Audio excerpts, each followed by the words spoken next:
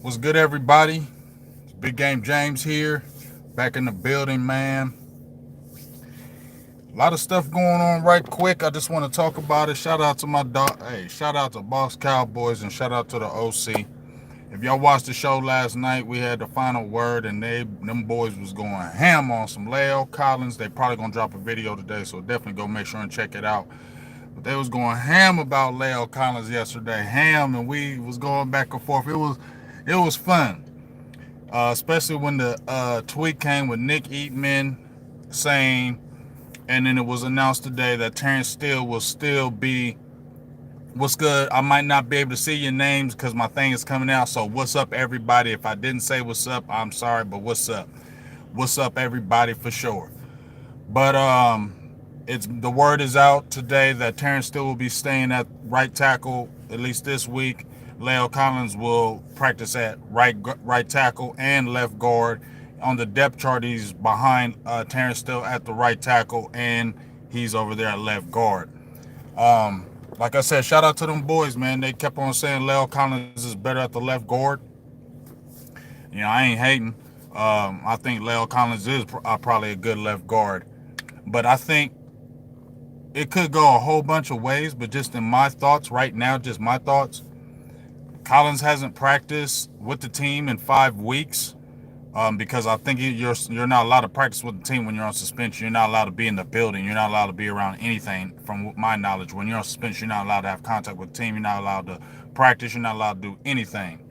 You know what I'm saying? So that would make sense that you just don't throw him right back in the mix because he's been out 5 weeks and no practice, no nothing. So that would be kind of a disservice to him. Terrence Steele's been playing well, is been playing well. So it would be a disservice to Leo Collins just to throw him back in. You probably want to work him back in slowly. But Mike McCarthy also said they're going to work him man at guard. We saw what he did when he came in and how he played at guard. He was very good. And then when Doug Free retired, they switched him over right tackle, left him there, had some good years, missed the last year, had some issues. So it could be a lighting the fire under Leo Collins. Could be working back in. It could be we think you better at guard too. It could be all those things. But the thing I like about this is that the Cowboys are opening doors. Like it's to me, it's kind of like no stone is unturned. We'll look at everything we need to look to win and make sure we're putting the best team on the field, whether it's offense and defense. I appreciate that. A lot of these changes I haven't seen before, so I ain't mad. However the Cowboys want to do it, I'm not mad at them right now. I'm not mad at anything that they are doing right now. I'm gonna keep it real. Do I think Leo Collins is a better player than Terrence Steele? Yes, I do. Terrence Steele, will I feel like if I don't know what's going to happen because Connor Williams, is he going to get put on blast? Because I made a video about Connor Williams and I said in that New England game, he hasn't done anything to get taken out of this lineup. Yes, he has a league high 9 penalties, but he's given up no sacks. He's given up 9 pressures in 6 games. Hasn't been overpowered every game. We know the Bucks, that's a different demon. We know the Eagles, different crazy. That's a different demons. Those guys are different. But we know Connor Williams, if you're looking at a guard, probably if you're looking at a left guard, I'm going to be honest with y'all. When I seen how they put Leo Collins at left guard and they kept Connor McGovern at center and right guard, this is what I was thinking. Last year when Connor McGovern played guard, he played left guard because obviously Martin was there and said until whenever he was out for injury. The word on the street was Connor Williams is a better right guard than left guard. That's the word on the street and in the building. That's what has been said. He's a better right guard than left guard. He didn't play bad as a left guard at all, in my opinion. But he had some struggles with the Eagles and the Washington team at the end of the year. This year, when Martin was out, he played right guard and was extraordinary. Played very good, and people were saying he's a better right guard. And I think that's the reason why he wasn't listed as a left guard, because they're looking at what position do they play best in their eyes. I don't know. I'm not the guy. I'm not the offensive line guys. Okay, These are the guys making the decisions. But they're saying that he's better right guard. So it was interesting when they had the depth chart, they had Connor McGovern backup center, backup right guard. Not that he would take Martin's spot, but backup right guard, because they're saying he's a better right guard than the left guard. Okay? Then you see him right here. What's up, love? Then you see him at center as the backup. Connor Williams is no longer the backup at center. It's Connor McGovern. So here's my thinking. We talked about it on the final word. This was weeks ago. Before yesterday, we talked about this on the final word about 3 weeks ago. And we were talking about the lineup. And I said, in my opinion, the best lineup, if we're looking at the best five, if you had the best five, minus depth, anything, the best five, I said Connor McGovern, Zach Martin, La'el Collins at guard, Tyron Smith at left tackle, and Terrence Steele at right tackle. Now, it's only been a 5-game sample of Terrence Steele because the preseason, I didn't think he was playing that good. He's surprised. I'm keeping it real. He's surprised. So that's what I was saying. And they got Connor McGovern as the backup center because Biadasz has problem with leverage and power. McGovern doesn't have those problems with power. He plays some center. I love to see how he looked. And he's more athletic than given credit for because they had him at fullback. And he showed more athletic ability than a lot of people were giving him credit. So I don't know what's really going to happen at this offensive line thing. But I do like the art of competition. I do like if that's what it's really coming at, because that's what Mike McCarthy said. He likes the cohesiveness, and he likes competition. So could be lighting a fire on La'el Collins. Like, you're just not going to have this spot when you come back. You've been lost your way last year. You had some issues already. We may not trust you as much. So you're going to have to play yourself back in. I appreciate that if that's what's really going on. So I like that. So that's just kind of my thought. And one more thing before I finish, not on that, but another thing besides the offensive line, Tristan Hill's coming back. He practiced today. He was out on the field today, I believe. I'm excited about that, y'all. I've been talking about Tristan Hill on my channel, that I've been wanting Tristan Hill back. People calling him a bust, whatever. That's y'all's opinion. I had made a tweet about a month or a half ago, like, what's up with Tristan Hill, man? Because I'm wanting him to get on that field because he can make a difference. I know everybody, Gallimore's coming back, D-Law's coming back, Kelvin Joseph's going to be back. Who else? Somebody else is coming back. I can't think right now. Dorrance Armstrong Jr. is going to be coming back, but Tristan Hill, in my opinion, not counting out D-Law, but he's the key, dog. I'm telling y'all, man. Tristan Hill, I know about Gallimore, but I'm telling you, Tristan Hill is a key because he offers a lot of explosiveness as that 3-tech. You got Osa there. You can have a Tristan Hill, blend him. I think you can slide Gallimore at some 1 this year. I know he's a 3, but you can slide him at the 1, 2, because he's a big boy. He got bigger, in my opinion. But Tristan Hill's the key. I'm glad to see him. I don't care about people saying he's a bust. If he can come back and show that quickness and show that little bit that he was showing last year with a Dan Quinn, who I think is really going to coach him up. He's got talent. I want to see him because if he can come in this defense, I'm telling y'all, just me, I just have this feeling he's gonna make a difference on this defense, y'all. I just feel it, just me. I could be wrong. I just have this feeling about Tristan Hill. I have not given up on him since he's been drafted. He's been frustrating me. I had the coach on here trying everything. He's been frustrating me, but I'm like, man, Tristan Hill, just get better because I feel like you can do something, especially with this young athletic defense and this good defensive coordinator that you have. So I'm hoping good things for Tristan Hill because, man, there's so many good parts that are coming back, and then you could already blend it. So I hope that's something that really happens and goes on. And we'll see about Dak. I made a post that, they said they're taking it day by day. I'm hoping everything is good. I said that it's going to be a game time decision, in my opinion, with Dak. Just my opinion, because somebody questioned me like, man, how you questioning Dak? You don't know Dak.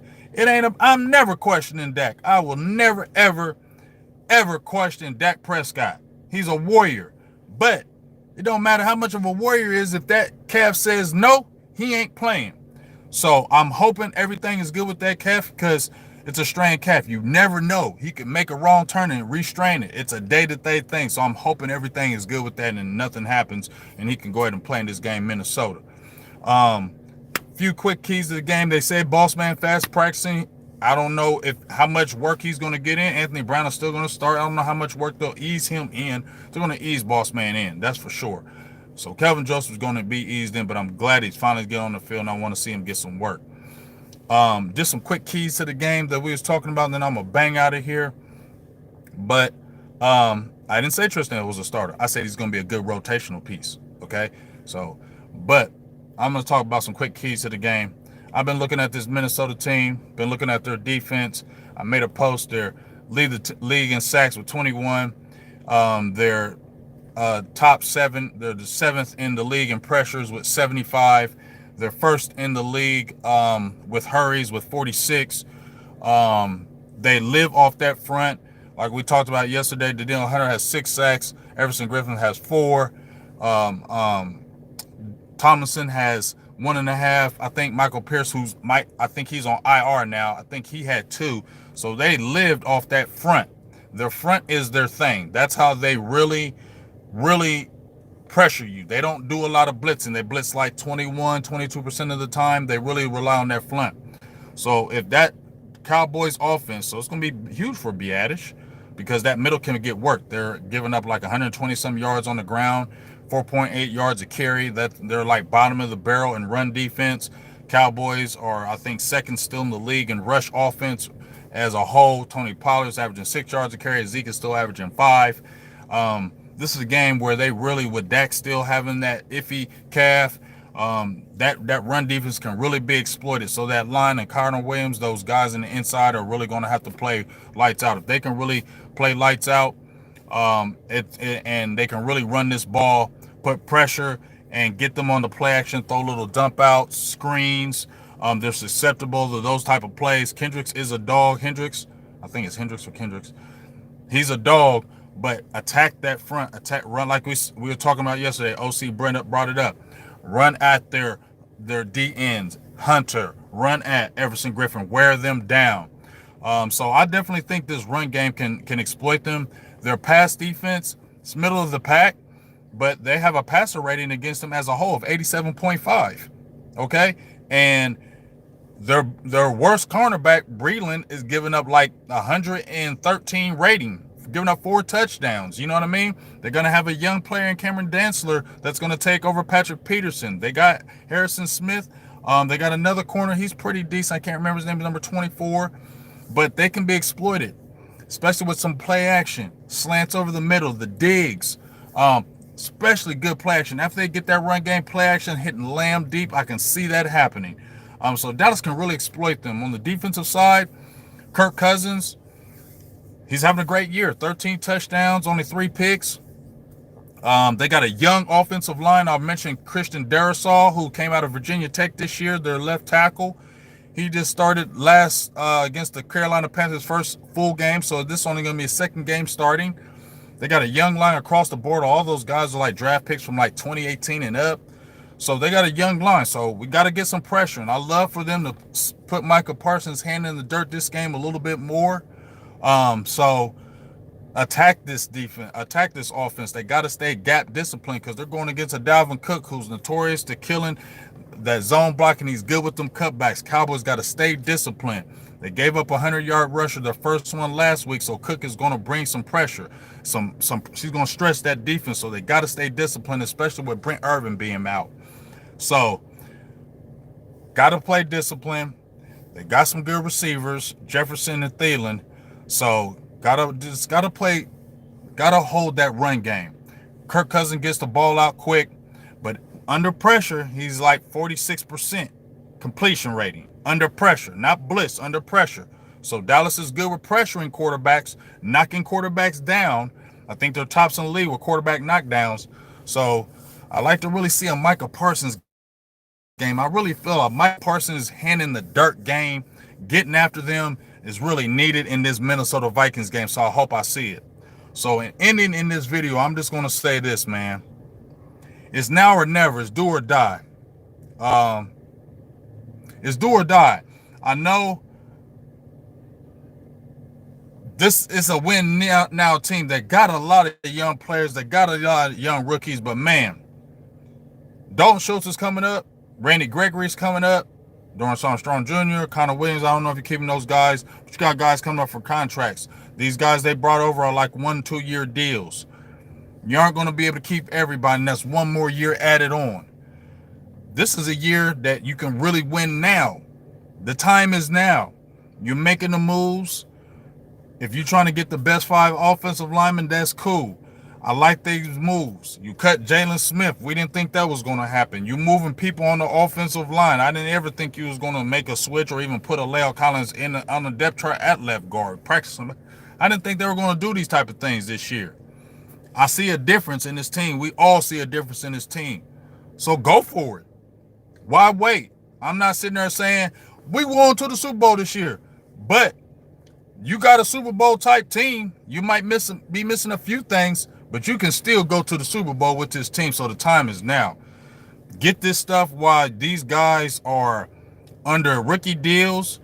Get this while Dalton Schultz and them are still under contract and don't have to worry about the free agency, because you're going to have to sign them. You just signed Blake Jordan. You're going to have to sign Dalton Schultz. You like him. You're going to have to sign Randy Gregory. You're going to have to sign some of these guys. Guys are coming up. The time is now, y'all. The time is now. You banged with the Bucks in Tampa. You can definitely beat Green Bay this year. You can definitely beat Arizona. You can beat these teams. I like the way the staff is doing it. I like the way they're coaching it. I like the way Kellen Moore is doing it. Dan Quinn. I like how McCarthy is holding the ship. Is it perfect? No, but it's been better than it has been. And they got the talent to do it, and they're actually playing to the talent now, and they're not playing down to the competition. Minnesota's going to be another test. That I said this team may have turned the corner, man, when they beat New England. With everything that happened in that New England game, and Dallas still pulled out that victory, that made me feel like in New England, and they ain't beat New England forever. I don't care if this was the New England old. That was huge to me. And they can go into Minnesota with things going on, you still not fully healthy, you still got people out, they can go in there in Minnesota and beat them too. The time is now, y'all. The time is now. So let's get it. I like the way these guys are doing it. And I like how they're making it competitive, looks like across the board. I like how they're doing it. The time is now. I've been saying it the last 3 or 4 years since y'all been seeing me when I started this channel. The time is now. And I've been saying it because you got the talent. You got the players. I've been saying this for the last 2 or 3 years. The time is now. But now it looks like they're finally playing to the talent. It looks like they're finally playing to their talent. They're finally not choking in these games that the fluky games where penalties and play, and it just, those things will always stop the Cowboys. And it looks like they're getting past that. And they're not the train wreck. Oh, here we go again. You know, it feels different and it's looking different. So go for this. Go for this and get this now. Why wait? You know what I mean? The time is now. That's what I'm going to just keep on saying. The time is now, man. I don't care if they got rookies. The time is now. Let's go ahead and get it now. Because you never know. You never know. You may not. You might have a injury-filled season next year. You don't know what's going to happen in free agency. You don't know about major injuries. So while you got a super healthy team now, you got guys coming back from injury. And I said it's better to be early hurt than late. So now you really can make a run. So let's make these run, Cowboys. Let's make this run. I appreciate everybody in the building. Make sure you keep on going over there and checking out the videos and supporting. We got some more breakdowns coming up, man. The time is now, man. The time is now. There ain't no reason why Dallas can't run the table. They have the team. They can beat all these squads. They could beat teams before. but it was always we didn't think they could. I feel like they can now. I have more confidence now. Dak is a different quarterback. This is a different team. You have the weapons and they're utilizing them, using them to their ability. The defense is active. It's not perfect by any means, but it's getting turnovers. It's still +7 in turnovers. It's still top. It's tops in the league in getting teams off on third downs with like that 31%. It's not perfect, but it's what you want. It's opportunistic, and that's what you want as a defense. You want turnovers, and they still have had a turnover every game since week 11 of 2020. That's what'll help you. That 2014 team, that defense was not good, but it was opportunistic. This defense is better than that 2014 defense. Is just as opportunistic. They didn't have a playmaking corner in 2014. You get what I'm saying? They didn't have a young athletic dog like Micah Parsons and so a lot of good things that are right there. Now it's time to take it by the horns and let's get this, because the time is now. The time is now. So I appreciate everybody. Love all y'all. And let's get it. Time is now, y'all. The time is now, man. The time is now. Appreciate all y'all jumping in here right quick. Tune in this week for the game.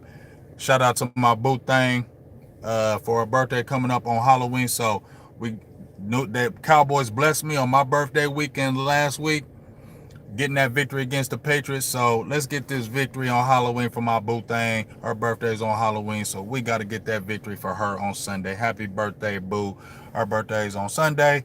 Cowboys play on Sunday. We going to get this dub on Sunday. Cowboys going to have 6 games, 6-game win streak. Is it 6 games, 7-game win streak? I don't know. It's just been going down. So let's get this dub. Let's keep this win streak going. Let's keep that foot on the gas, keep the pressure on these teams. And, hey, whatever they got to do, whatever you got to put the best 5 wherever, whatever you got to put the best 11 players on offense and on defense, I'm all for it, Cowboys, however you want to do it. Because up until this point, y'all been doing it right. Big Game James, I'm out.